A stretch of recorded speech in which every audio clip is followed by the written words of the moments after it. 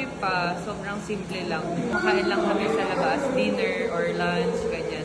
Pero ngayon, nung may asawa at anak ako, mas naging sweet yung husband ko eh. Kahit 14 years na kami together, tinatry niya ako na pag Valentine's Eve, parang ligawan, gano'n na parang minsan may pabulaklak siya or mag-surprise siya ng dinner, gano'n.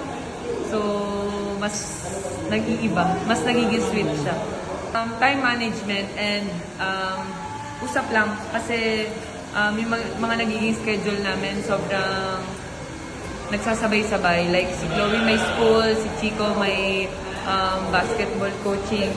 So, nasa usap, time management, and syempre yung disiplina and sakripisyo. Kasi, for sure, sa sobrang busy namin, naghahanap pa rin kami ng time para sa isa't isa. Kasi ayaw naman namin pabayaan yung mga work namin. Passion din namin to, kaligayahan din namin to. So, part siya ng luhod na parang gagawin namin lahat, pero kailangan balance.